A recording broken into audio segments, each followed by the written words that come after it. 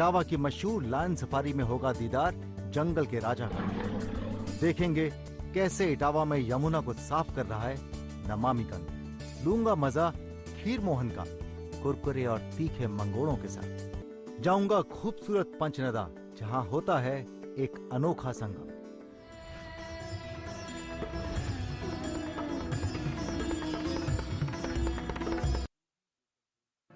ये खेल का मैदान और यहां मौजूद हर मन में उमंग का सैलाब, दिलों में बहती हुई ऊर्जा का दरिया।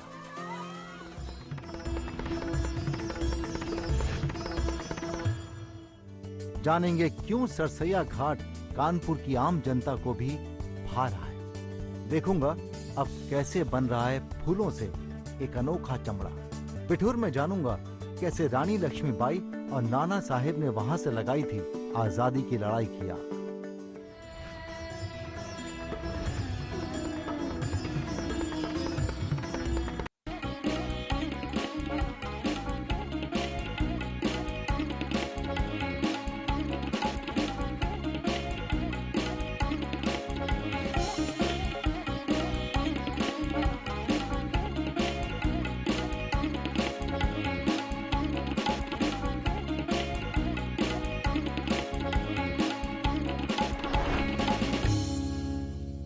अहिंसा प्रथमं पुष्पम पुष्पमिंद्रिय निग्रहः। सर्वभूत दया पुष्पम क्षमा पुष्पम विशेषतः।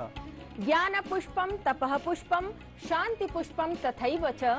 सत्यमष्ट विधम पुष्पम विष्णोः प्रीतिकरं भवेत्। स्वतंत्रतायै अथ राष्ट्र रक्षायै अहिंसा मार्गम् अनुसरते महात्मा गांधी वर्याय वार्तावली पक्षतः सुमनांजलिं समर्पयामि। प्रियान् प्रेक्षकान् च प्रणमामि। इयमहं लता। सत्यनिष्ठा भावेन भूमिं प्रति पुत्र धर्मं पालयद्भ्यः अन्येभ्यः अपि देशभक्तिभ्यः अहं मुकुलः अपि नमनांजलिं समर्पयामि। प्रियान् वार्तावली दर्शकान् च नमामि।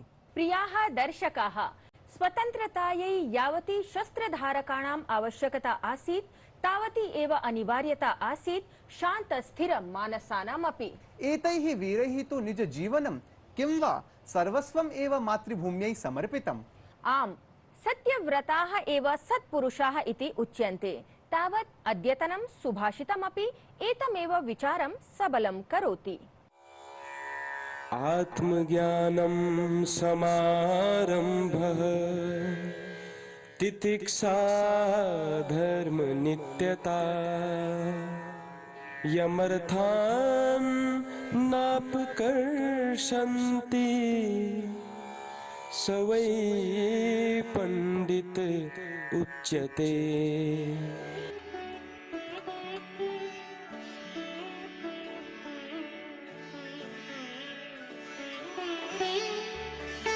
जो अपनी योग्यता से भली भांति परिचित हो और उसी के अनुसार कल्याणकारी कार्य करता हो, जिसमें दुख सहने की शक्ति हो और जो विपरीत स्थिति में भी धर्म पथ से विमुख नहीं होता हो, ऐसा व्यक्ति ही सच्चा ज्ञानी कहलाता है।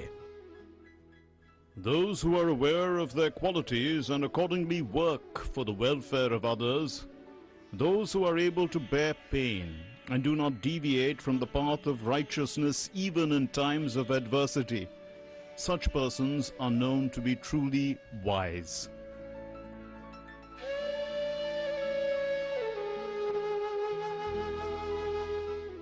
दर्शकाः, धर्मग्रन्थेषु वर्णितानां सदाचाराणाम् आश्रयणम् एव खलु धर्म साधनम्। सत्यं।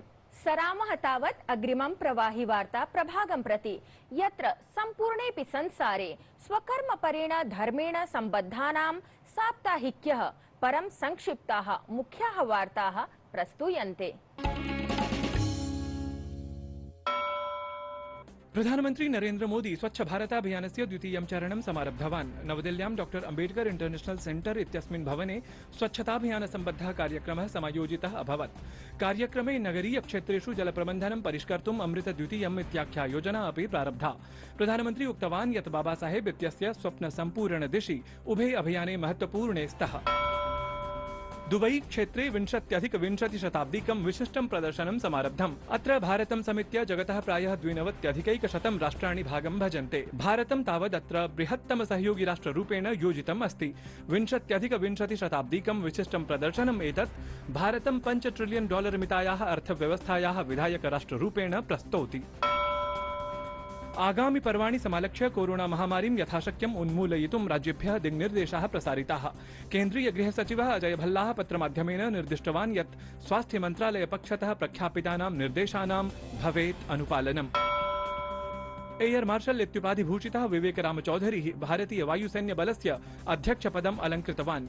एतत् अवधेयास्पदं यत् विवेक राम चौधरी स्वीये 39 वर्षीय सेवाकाले 38 शतहोराः यावत् योद्धविमानानां प्रशिक्षु विमानानां च परिचालनस्य अनुभवी। लेहस्य सिन्धु संस्कृति केन्द्रे प्रथमस्य हिमालय क्षेत्रीय चलच्चित्र महोत्सवस्य समापनं जातम्। अस्मिन् अवधौ विभिन्न श्रेणी समन्वितानि चलच्चित्राणि पुरस्कृतानि। लेहे लद्दाखस्य उपराज्यपालः राधाकृष्ण माथुरः, सूचना प्रसारण मन्त्रालयस्य सचिवः अपूर्व चन्द्रः इत्येतौ समेत्य चलच्चित्र जगतः अनेके प्रथितजनाः उपस्थिताः आसन्। जापानस्य पूर्व विदेशमन्त्री फुमियो किशिदा तत्रत्यः नूतन प्रधानमन्त्री भविष्यति। सत्तारूढं लिबरल डेमोक्रेटिक पार्टी इति दलं किशिदा इत्येनं दलस्य नेतारं चितवत्। किशिदा तारो कोनो इत्येनं पराजितवान्। सः प्रधानमन्त्री योशिहिदे सुगा इत्यस्य स्थानं स्वीकरिष्यति। फ्रांस देशस्य पूर्व राष्ट्रपतिः निकोलस सर्कोजी 2012 वर्षे सम्पादिते उपनिर्वाचने शासनेतर वित्तपोषण प्रकरणे दोषी सिद्धः। न्यायालयेन तस्मै 1 वर्षावधये कारागारदण्डः संश्रावितः। केन्द्रशासिते जम्मू कश्मीरे यात्रारतः केन्द्रीय खेलमन्त्री अनुराग सिंह ठाकुरः बडगाम जनपदे अन्तर्जालीयानावरणद्वारा अन्तः परिसरीय क्रीडाङ्गणत्रयस्य उद्घाटनं कृतवान्। सः प्रोक्तवान् यत् केन्द्रप्रशासनेन जम्मू कश्मीरे आधुनिकरूपेण खेलसंरचनां सुदृढीकर्तुं विकसितुं च 200 कोटि रूप्यकाणि निर्धारितानि सन्ति। लते अक्टोबर मासस्य 2 दिनाङ्कः कथमिव प्रसिद्धः इति स्मरति भवति? नूनं स्मरामि मुकुल। प्रत्येकमपि भारतीयः एतं दिनाङ्कं स्मरति एव, यतः अयं दिनाङ्कः महात्मा गान्धी वर्यस्य जन्मजयन्ती रूपेण प्रसिद्धः अस्ति। दर्शकाः महात्मा गान्धी वर्यस्य सुकृत्यं संस्मर्य स्वच्छता अभियानादि विषये तस्य प्रेरणापरत्वं प्रस्तुमः अधुना एतेन वृत्तविशेषेण।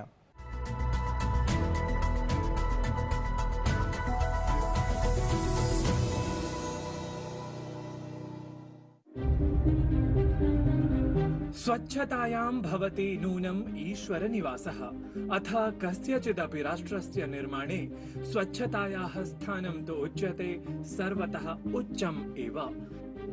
महात्मा गान्धी वर्यस्य अपि मतम् आसीत् इदं यत् स्वच्छीकरणं हि ईश्वर भक्ति साधकम् इव। अतएव तेन स्वच्छता स्थापना परं शिक्षणं प्रवर्धयितुं बलं प्रदत्तम्। तदीयं कथनमासीत् इदमपि यत् प्रत्येकमपि भारतीयः नागरिकः सम्मिल्य देशे सर्वम् अपि स्वच्छीकर्तुं प्रयतेत इति। महात्मा गान्धी वर्यः तु आत्मनः राष्ट्रस्य च विकासाय स्वच्छताम् एव सर्वतः महत्त्वपूर्णाङ्गरूपेण मनुते स्म। तस्य कथनमासीत् यत् पवित्रात्मने स्वच्छ शरीरे स्थितिः तावती एव महत्त्वपूर्णा यावती ग्राम नगर राज्य देशादिभ्यः स्वच्छतायां निवासः। यतः एतेन एव तत्र तत्र स्थितः जनः अपि स्वच्छः नैष्ठिकः च स्यात्। वस्तुतः स्वच्छता संबद्धं महात्मा गान्धी दर्शनम् अत्यन्तं व्यापकम्। एतच्च व्यापकत्वं तेन इदम् अभिधाय व्यक्तीकृतं यत् यदि कश्चन जनः स्वच्छः न तदा सः स्वस्थः स्थातुम् अपि न शक्तः। अथ यदि सः अस्वस्थः एव तदा तु नूनम् असौ न स्वस्थमनस्कः भवितुं शक्नुयात्। वस्तुतः स्वस्थेन मनसा एव स्वस्थ चरित्रस्य विकासः सम्भाव्यः।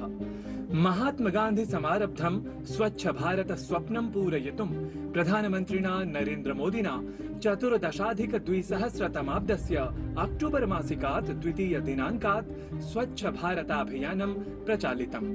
अभियानं च एतत् सफलस्वरूपम् आसादयितुं देशस्य एकैकः अपि नागरिकः तेन इतः संयोजितः। आहत्य एतस्य परिणामः तु अवश्यमेव उत्साहवर्धकः सिद्धः। एतदभियानान्तर्गतमेव सर्वेभ्यः शौचालयः इत्येतदपि लक्ष्यं प्राप्तम् अभवत्। प्रधानमन्त्री द्वारा अधुना स्वच्छोद्घोषपूर्वकं द्वितीयं स्वच्छताभियानम् इतः अपि अधिकस्वच्छताभिवर्धनाय आरभ्यते। अवश्यं हि सकले अपि देशे स्वच्छता जनान्दोलनरूपेण परिणता। अथ परितः स्वास्थ्यवर्धक वातावरण निर्माणं हि जाता नूनं जनता प्रकृतिः अधुना। गिरीश मिश्र विहितं नारायण दत्तानूदितं वार्तावलिवृत्तं डीडी न्यूज़।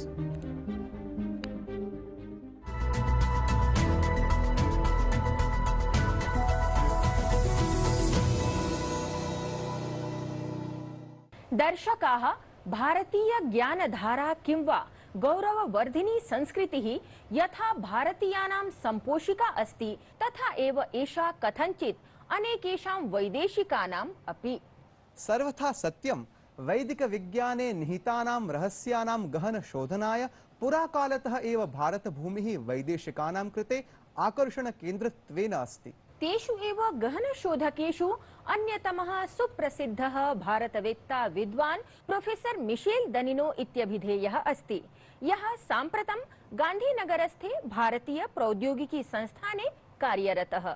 तस्य एव दनिनो वर्यस्य संस्कृति तत्त्वाश्रितान् विचारान् ज्ञातुं साधितम् एतं विशेष संवादं पश्यामः।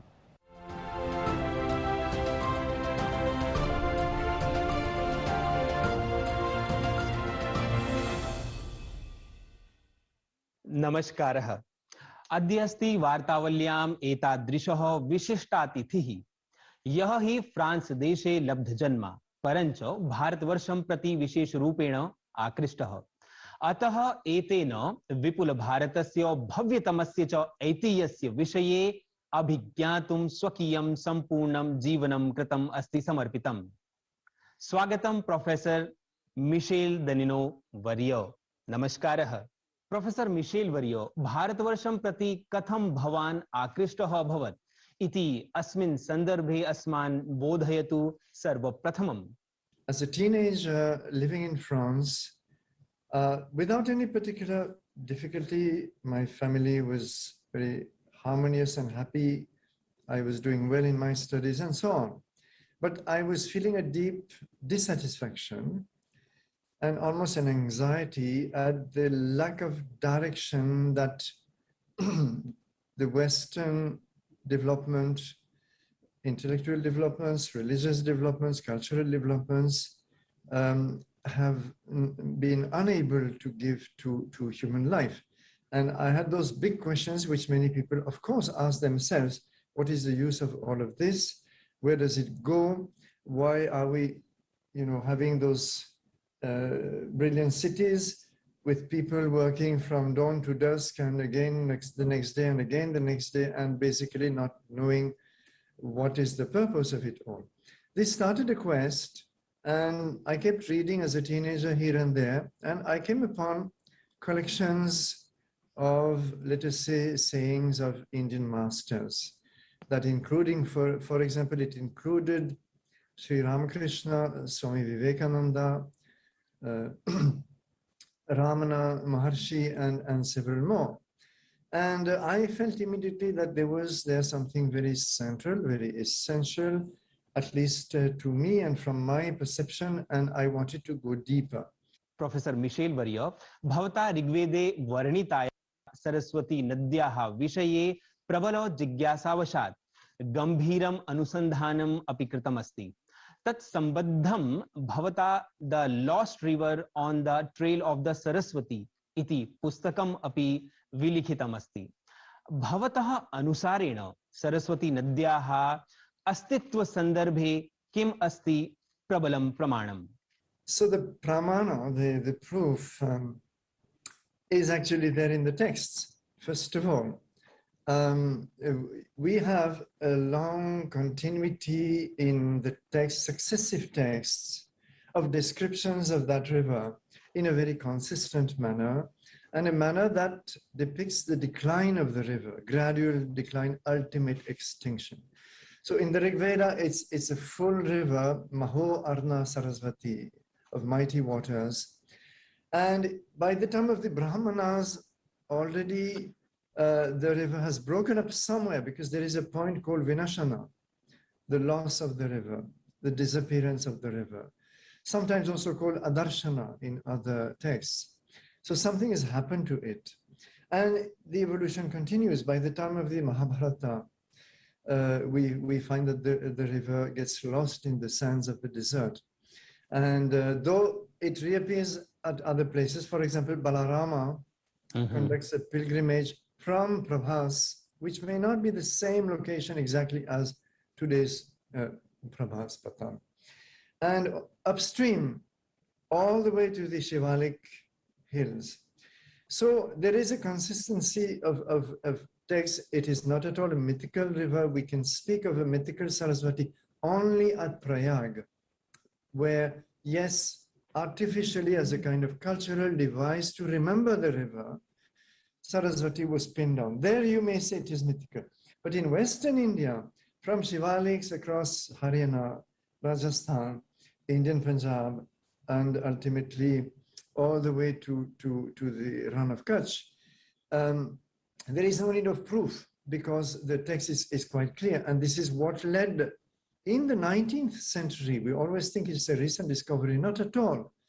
What led a number of scholars, Sanskritists, geographers, Indologists, and beginning with a French geographer in 1855, Louis Vivien de Saint-Martin, who wrote a book on the geography of Northwest India based on the Rig Vedic hymns, where he identified this river clearly located by Rig Veda in the Nadistuti Sukta between Yamuna and Sutlej. Sutlej is Shatudri. And Shatadru rather. Shatadru will become Shatudri later. And clearly he identified, because of some recent topographic surveys by British military officials, this French geographer put together the textual evidence from Rig Veda, the recent topographic surveys, and what he called a recent tradition, or rather a continuous tradition, which still had a small Saraswati river already listed in British maps in the 18th century, clearly marked across a dozen maps in the 19th century.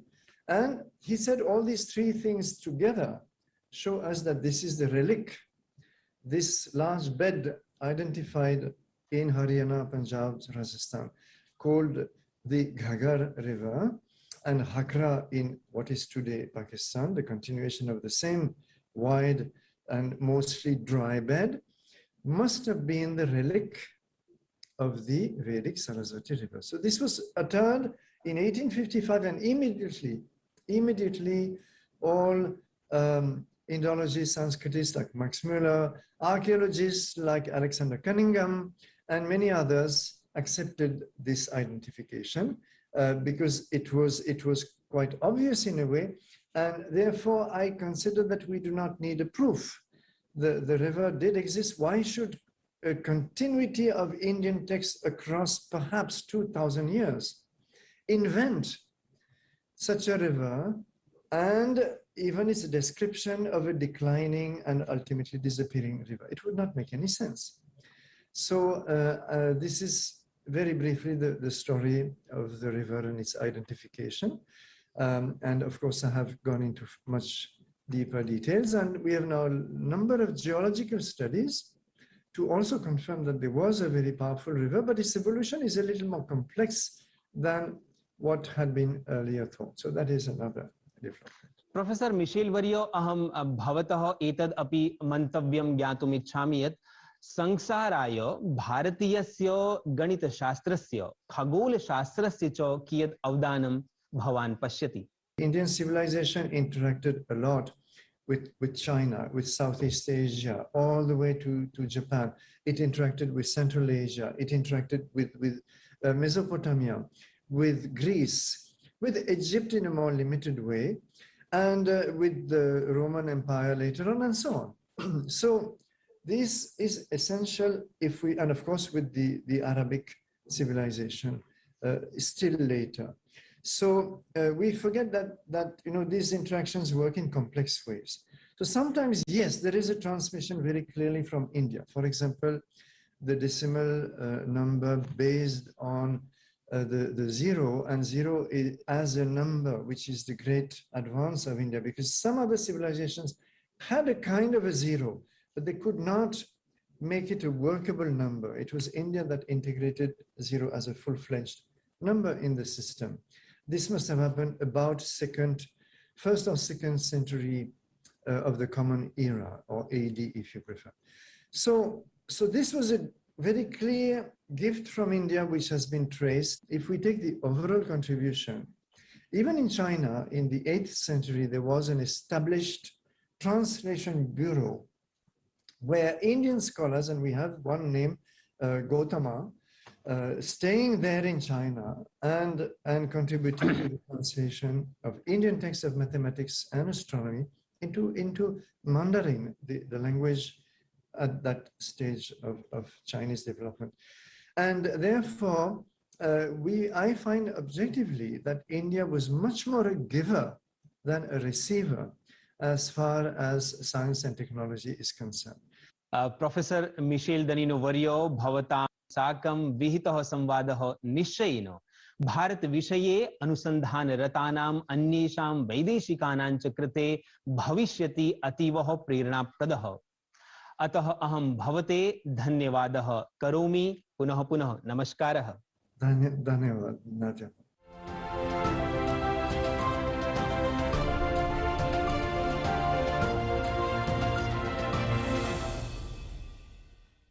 भारतीय ज्ञान राशिं प्रति महोदयस्य समर्पण भावः अन्ये च तदीयाः विचाराः अस्माभिः सविस्तरम् अभिज्ञाताः।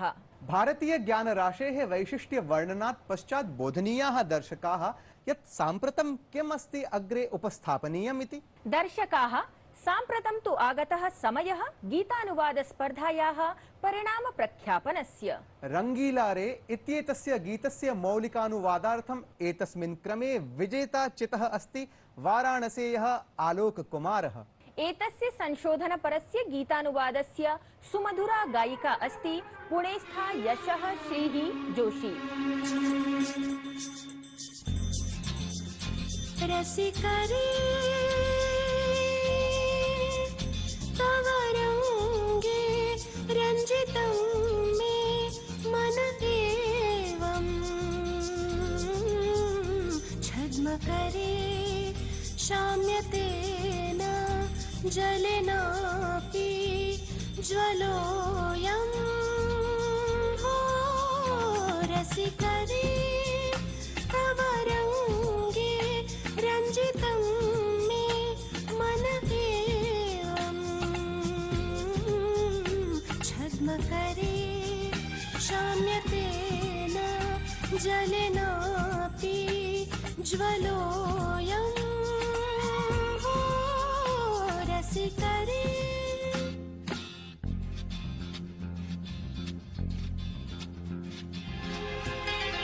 पक्ष्मसुदोलाभ्यां दामा स्वप्नानां प्रेम्णा बद्धाया त्वमच्छिन्नता। खेला किं रूपा रे किं रूपा संगीन दीपो नु नृत्यति वर्तिर्म्लायति क्वापि यायाद्रे रुद्यात्वा गायद्रे मनोरे सौख्यं विना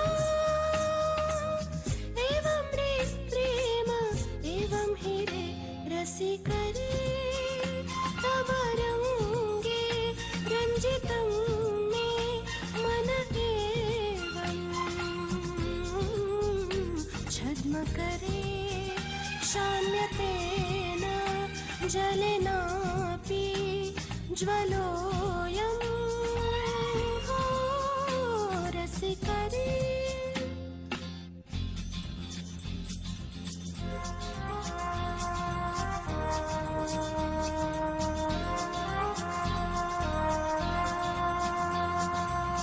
दुःखं वरोहि मे विरहो मे लोली अश्रुमयी शाटी विश्वासस्य चोली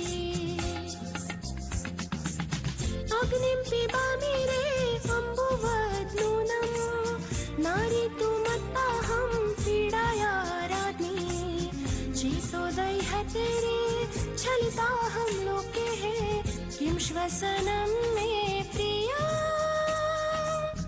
एवं रे प्रेम एवं हि रे रसिकरे तव रङ्गे रञ्जितं मे मनदेवं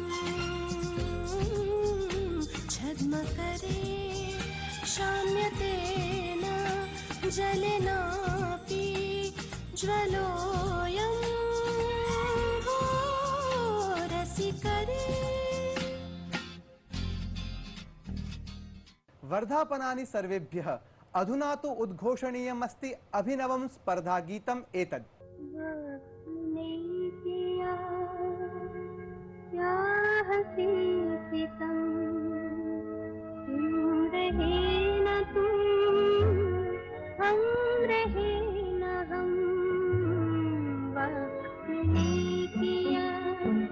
एतस्य गीतस्य यथाशुद्धम् अनुवादम् अस्य मासस्य 11 दिनाङ्कं यावत् अवश्यम् अधिकाधिकसङ्ख्यायां प्रेषयन्तु भवन्तः।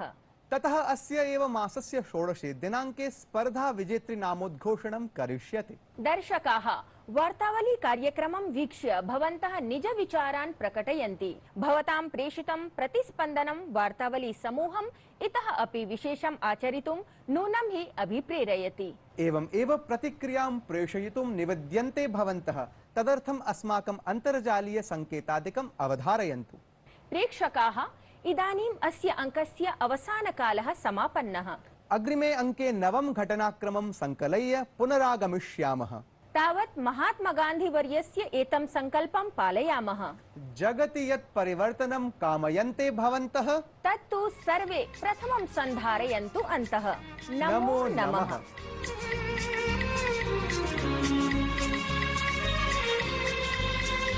रसिका रसिका मार्गानाहं तु ते नूनं हि असिञ्चे मार्गानाहं तु ते नूनं हि असिञ्चे बाहुस्ते किमिव अन्यौ हि बाहु व्यस्मरस्त्वं कथं रम्या रात्रिरे ज्ञाता दृग्भ्यां यदा वार्ता दृग्गता ग्रामावियुक्ता रे स्वप्ना भग्ना सर्वे रुष्टस्त्वं तथापि प्रिया एवं रे प्रेम एवं हि रे रसिकरे तव रङ्गे रञ्जितं मे मनदेवं छद्मकरे शाम्यतेन जलेनापि ज्वलोऽयं हो रसिकरे रसिकरे।